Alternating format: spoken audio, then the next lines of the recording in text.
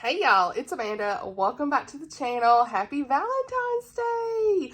In today's video, we're going to do a shelf spotlight on books that have the word love in the title.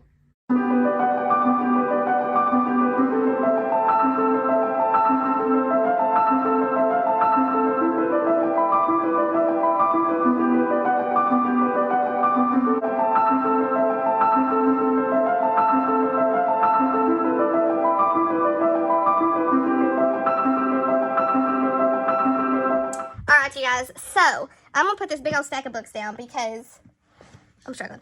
Alright, you guys, I'm so excited about this video. Today's actually February the 2nd, and I thought about doing this video last week, and I've looked to see if anyone else has done this. If someone happens to do this between now and Valentine's Day, I'm so sorry. I'm going ahead and filming this a little bit early. So I don't know if anyone else will do this, but if they do, I'll try to link it if I find that or anything in the community. But I haven't seen anyone do this, and so I thought this will be super fun to do like a shelf spotlight video on books that had the word love in the title, okay, for the month of love, Valentine's Day, all the good things.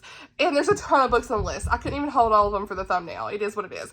But I will say, I have a full, if you're looking for romance book recommendations, I have a full playlist of just general book recommendations. I will link down below. It's always in the description of my videos from here going on or going forward.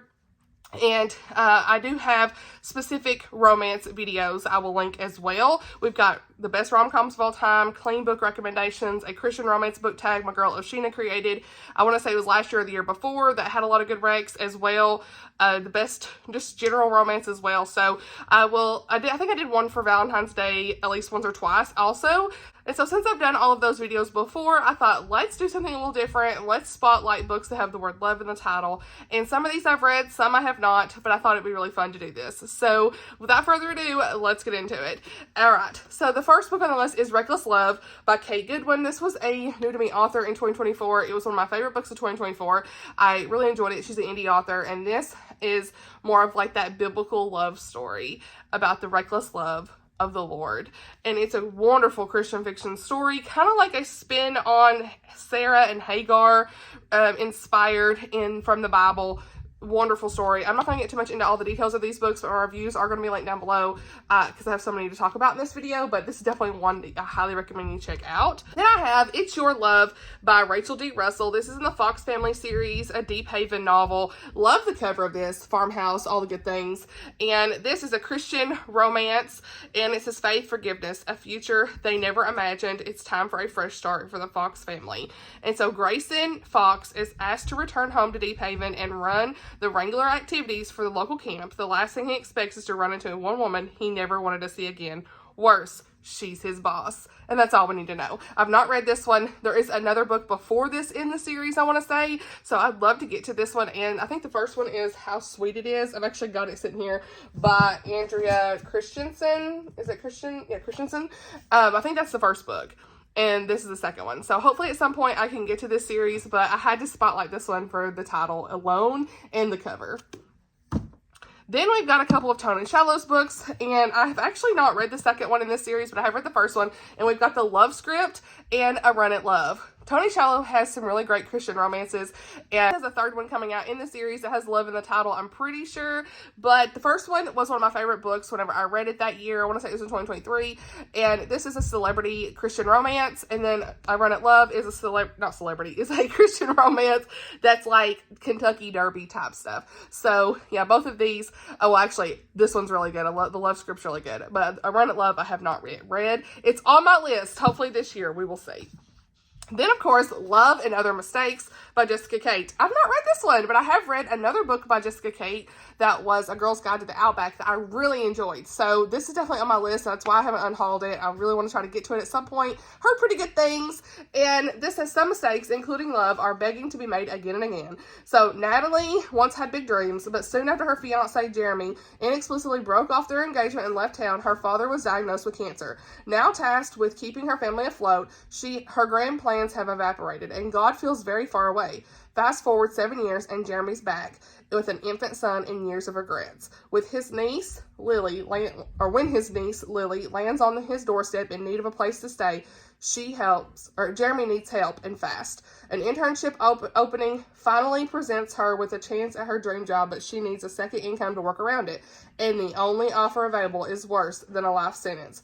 Natalie may be just the one to help Jeremy, provided they don't kill each other in the process. Didn't mean to read the whole synopsis, but I mean, once I got going, I was like, I need to know. I couldn't remember what this is about. And so that sounds really good. Definitely kind of want to move up on my list. That sounds really good. So yeah, highly anticipate this actually. I love when we shop our shelves. Like, I forgot about this. Next, we have got The Love Audit by Annah Conwell. One of my favorite books, you guys. One of my favorite rom-coms of 2024. Again, that video is also going to be linked if you've missed it. But this was a workplace enemies to lovers romance, and I was here for it. It wasn't quite like a full-on enemies to lovers. It's more like they just don't like each other and they work together. Enemies, when I say that, I don't want people to think, oh, it's like they're being mean to each other. They're definitely not in this book. I give this 5 stars. Our main girl I think was Charlotte, and the guy was Callum. So, you guys, reviews linked. It's so good. I tabbed it. You can just tell right here. You gotta read it. It's so good. The audiobook is phenomenal too because it has dual narrators, and like when she's narrating her chapter, his voice speaks for him. I love that. So, next, we've got Real Love by Savannah Scott. This was super cute. Again, it was one of my favorites of the year of 2024, also in that video. And this was a celebrity romance, and it's kind of like Scrabble. I don't know, like epistolary a little bit, because I say Scrabble. They're playing a game online that reminds me of Scrabble. That's all I can say, on their phones. And her name is Elena Graves. And what was his name? Again, I can never remember his name for some reason. See, here I am, me never remembering the names, you guys. I mean, come on. Her name's Elena. And what was his? Steven. Duh. Stevens with an S. So, yeah, they were chit-chatting back and forth, and she's like this celebrity that she doesn't want anybody to know who she is, and like, it really kind of did a spotlight on celebrities and their lives. Like, she just wanted to kind of be under the radar and stuff, and their romance was super cute. So, I really like this one. Then we have got a Becky Wade that your girl has not read, and it is A Love Like Ours. Okay, this is in the... See, I need the series name. Is this... What series is this? This is in one of her series, you guys. I don't even know. Porter Family. Yep. Porter Family series. Look. It's giving cowboy. Is it not? Okay. He's a Marine, former Marine. Jake Porter has far deeper scars than the ones that mark his face. He struggles with symptoms of PTSD, lives a solitary life, and avoids relationship. Lindy James, Jake's childhood best friend. We got childhood best friend. Let's go. See, I'm shopping my shelves. I had forgot these. She lands back in Texas. It'll be in the South, honey. Obviously from the cover. And he hires her to exercise his thoroughbreds. Oh, we got horses and stuff. Love it. Lindy is a tender-hearted, fiercely determined, and afraid of nothing. Oh, wait. Not is a, but she is. Ignore me. She is tender-hearted, fiercely determined, and afraid of nothing, just like she was as a child. He pairs her with Silverleaf, a horse full of promise, but lacking in results, hoping she can solve the mystery of the stallion's reluctance to run. Though they have grown into very different adults, the bond that existed during their childhood still ties them together. So I need to know. I really want to get to her series, her backlist. That's one of my goals for this year, so we'll see. I'd love to read her to zero. Then we have got Tammy L. Gray, okay? You already know these are some of my favorite Christian romances of all time. They were some of the first Christian romances I ever read as well. And this is in the State of Grace series. I actually have a whole dedicated review video for this series, books 1, 2, and 3. I don't own book 3. It wasn't really my favorite. I unhauled it. I gave it like a 3-star, but books 1 and 2 were top tier 5 stars, okay? Love and a Little White Lie and Love and the Silver Lining, okay? And I think book 3 is Love and the Dream Come True. The covers of these are also some of my favorites because I love a good gradient. But in Love and a Little White Lie, we have a girl who, her name's January, and the guy's name in this is Cameron. There's kind of like a little love triangle as well throughout this.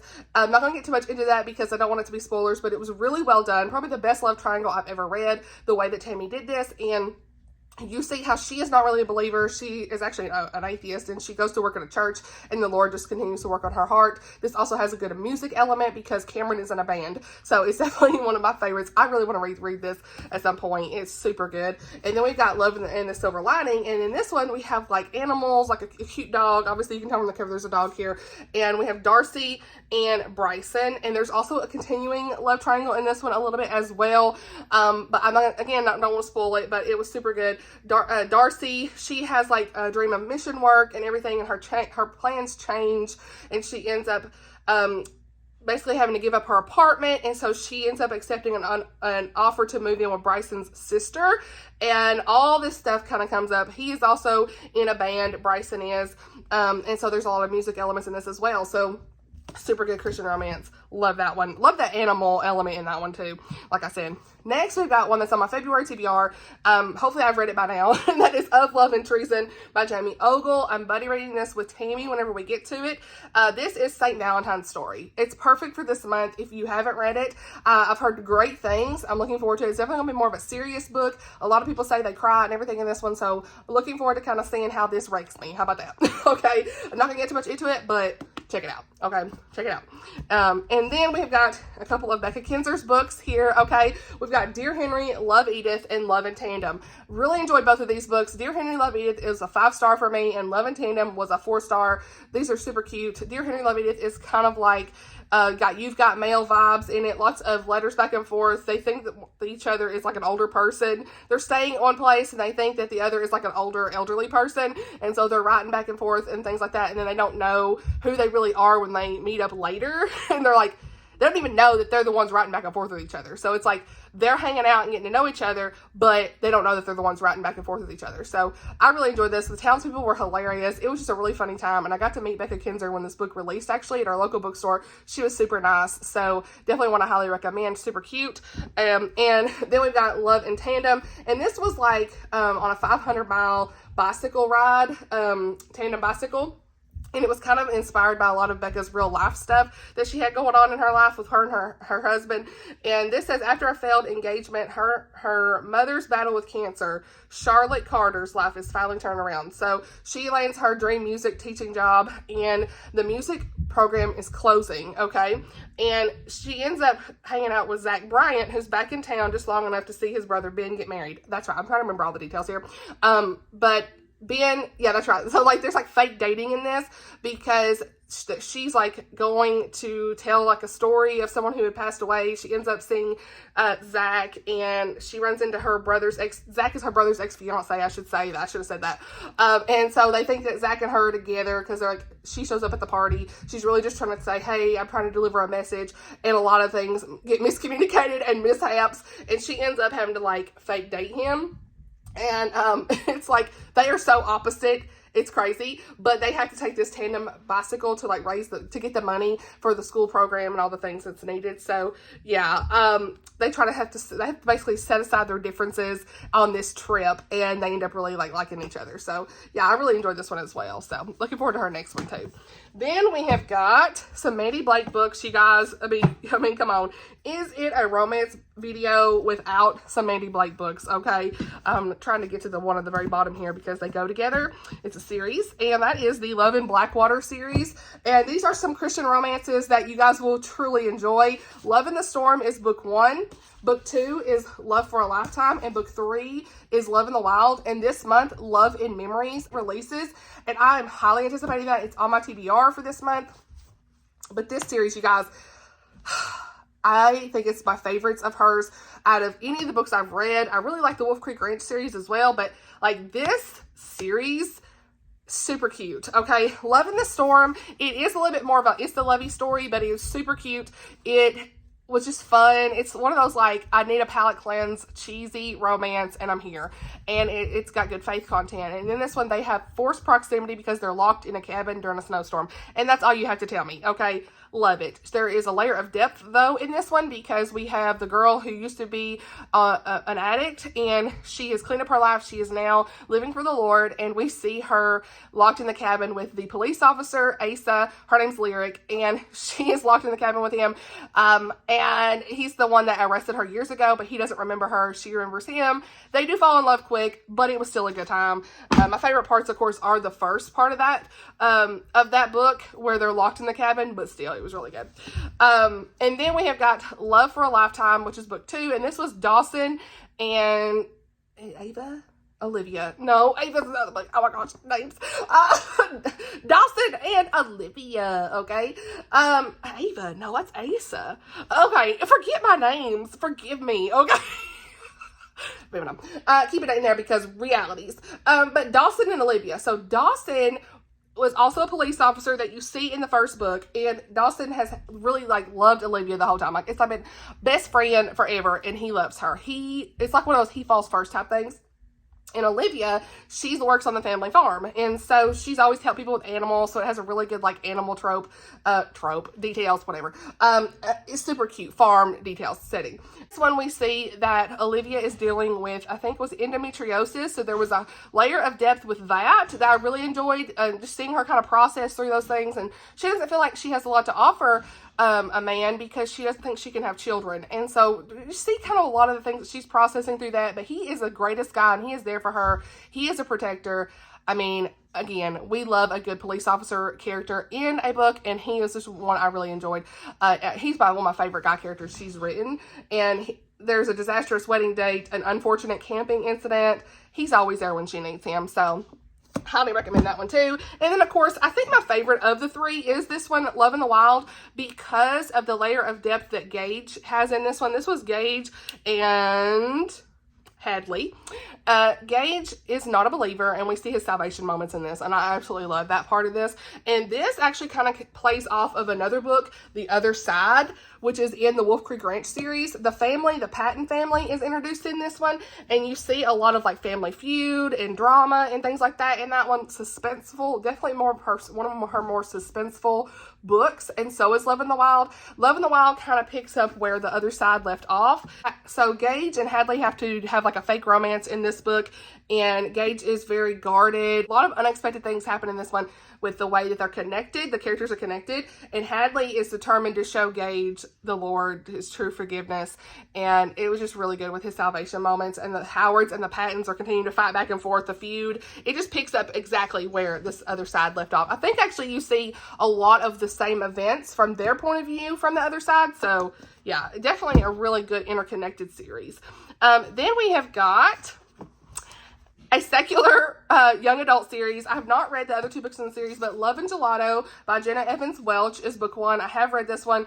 This would be really great for any time of the year, but especially like the springtime. It's travel related. There's ice cream. There's a lot of fun things going on in here with in Italy. A lot of great things in Italy in this one. And we have our main girl of Lena, and she spends the summer in Tuscany. Now her mother has passed away, and so she has never really known her true father. So she travels to Italy and finds her mother's journals and all these things. I can't remember if she had the journal. Yeah, she was given the journal there. And so it was a journal that her mother had while she was in Italy, and she's kind of just following her mother's journey in that journal. I really enjoyed this one. I give it like a 4-star, I want to say. It might have been like a 3.75 to 4, but it was still really good. I do want to finish this series at some point, but she only is going there because it was her mother's dying wish to get to know her father. And so you see a lot of that stuff unfold here. She meets this guy named Lorenzo, I want to say. They call him Ren. And they are like traveling on the little bikes, riding through Italy. It's super cute. Just definitely one of those just fun, fluffy reads. And then, of course, we've got Love and Luck and Love and Olives. I have not read these. This is another books in the series, but had to spotlight them. I really like these covers. They're kind of fun for the time of when they were written. So, yeah, I love the font style. Then we have got an entire series by Laura Frantz that I actually just was like, oh, I didn't even realize I had these that said love on the title. I had wrote down a whole list, and I was like, oh, I forgot these. So, you guys, this series is one I got on Pango Books, and it's the Valentine series. And a lot of you all say these are really great, so of course it's Laura Frantz duh. But this is Love's Reckoning is book 1. Book 2 is Love's Awakening. And book 3 is Love's Fortune. And I love, ignore any background noise. My kids back there playing with Blake's out there. These covers so much, you guys. Like, they are beautiful with these girls on the covers. I'm just going to read the synopsis for book 1. If I can find it. Love's Reckoning. Here. Okay, honey. We moving stuff around. I got a lot of books, okay? They're on me linked, okay? This says we are in 1784. Love a good 1700 story. The best stories are set with 1700s, okay? Silas Valentine arrives at the door of blacksmith. Ooh, I don't know how you say that. Liege. League, I don't know. Liege, I don't know. The names, I cannot say nothing. Okay, anyway, He arrives on a blacksmith's door in York County, Pennsylvania. Silas is determined to finish his apprenticeship quickly and move west. But because he is a fast worker and a superb craftsman, there's that name again. I'm going to have to listen to audio on this. The blacksmith endeavors to keep him in Lancaster by appealing to an old tradition. The apprentice shall marry one of his master's beautiful daughters. Eden, I'm glad that Eden is the main name here because I could easily say that. Eden is as gentle and fresh as I'm really struggling this. Wait, we got two sisters?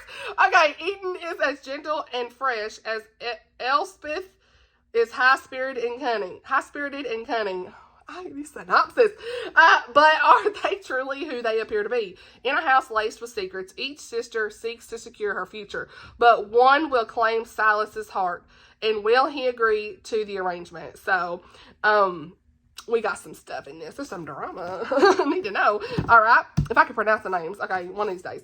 Nah, probably not. The Love Note by Joanna Davidson Politano is the next one I have on the list. And I have really enjoyed one of her other books. I want to read more by her. So, her new release comes out in April that I plan to read. I can't remember what it's called. But anyway, this is definitely one from several years ago. I want to say I've seen a lot of people talk about this one. 2020, her 2020 release, so 5 years ago. This is a forgotten letter, a secret love, a vast estate. Can one determined woman put the pieces together? And so this is focused on a career in medicine and not on romance. Willa Duvall is thrown slightly off course during the summer of 1865 when she discovers a never-opened love letter in a crack of her old writing desk. Compelled to find the passionate soul who penned it and the person who never received it, she takes a job as a nurse at the seaside estate of Crestwick Manor. Everyone at Crestwick has feelings, mostly negative ones, about the man who wrote the letter. Because he seems to have disappeared. Not good.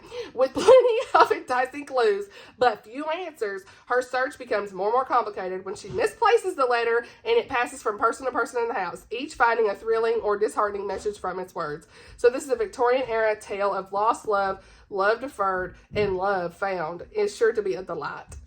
Sounds good. So, another Christian book, too. Then we have got Love Practically. This is book one in the Pen Leafs Thistle Muir series by Nichole Van. And this is, it's giving Scotland. This is one of my 25 and 2025 that I need to read that Blake picked. And it says, as a young woman, Leah Leaf, whatever, how you say that, she fell hopelessly in love with Captain Fox Carnegie, the only irrational mark on her decidedly sensible life. Fox, unfortunately, did not return her feelings, okay? So their story should have ended there. After all, he left for India, and Leah returned home to Scotland to rear her much younger brothers. But 20 years later, Fox appears on her doorstep, older, scarred, and world-weary, proposing a marriage conveyance between them. So that's all we need to know. I'm not going to read the rest of it, but I'm here for it. All right. Just a few left. The Number of Love is book one in the Codebreakers series by Roseanne M. White. Now, I have had, mixed with her books, and this is definitely one that I've heard great things about, you guys. I mean, phenomenal things about this series. So, we're going to see how it goes someday. One of these days, I'll get to it, I promise. But this is like a Codebreakers, obviously, from the series, but it's like a puzzles and all these fun things. So, I love that type of stuff in books. My kid. 3 years into the Great War. Oh, I can hear him back there with the toys. I'm telling you, he's having a blast. 3 years into the Great War, England's greatest asset is their intelligence network. Field agents risking their lives to gather information and code breakers able to crack German telegrams for the hints of the enemy's plan. Margaret DeWild thrives in the environment of the secretive Room 40, where she spends her days deciphering intercepted messages. But when her world is turned upside down by an unexpected loss, she discovers for the first time in her life that numbers are not enough. Then we got this guy, Drake Elton. We knew we'd have a man, right? It's got the number of love, honey. Okay, Drake Elton returns wounded from the field, followed by an enemy who just won't give up, and he's smitten quickly by the quick and brainy Margaret. But soon the dangers of war draw ever closer. We need to know. Okay. Definitely sounds like a good one. Christian historical romance. Then we've got Love Comes Softly by Jeanette Ogle. I've never read this one. This is like an older book copy. I want to say this actually says copyright 1979. So this is like an older edition, obviously. And so I love the way these look. I love the nostalgia of this cover. And this says, this is the story of Marty, a young, vibrant, and independent girl of 19 who travels west with her new husband, seeking adventure and fortune. You will ache when Marty... What? No, never mind. You will ache with Marty when, in the same way as many of her pioneer sisters, the venture... I don't know what I'm saying. The venture turns to tragedy and Marty is left alone to learn firsthand the lessons of pain, heartache, and frustration and anger. So... yeah, a lot of you guys have read this one and told me it's good. One of these days I'll get to it. Then we've got two more. Love Unscripted by Denise Hunter. Really enjoyed this one. Super cute, clean romance. Set on the beach. Perfect spring summer book to read. This one was all about this girl, Chloe. I have to look at the synopsis because the names have left me. And then the guy's name is Liam. And so Chloe has poured her heart into penning the perfect boyfriend. Oh yeah, I remember this. And the result was off the charts. Okay, so she has a debut beach novel that is supposed to be a movie, basically. The Unscripted, that's a movie. So her Hollywood hero ends up being Liam, who's supposed to be the actor in the movie, and she's like, I don't really care for him, and she speaks her mind about it. He overhears it. It's a whole thing. They have to fake date, I want to say. Is that right? Do they fake date or something? PR plan? Fake, wholesome, committed relationship. Look at me remembering. Okay, yes. So, and it's just a good time. So, highly recommend that one. It's really cute. No faith content, but just a good, clean romance, okay?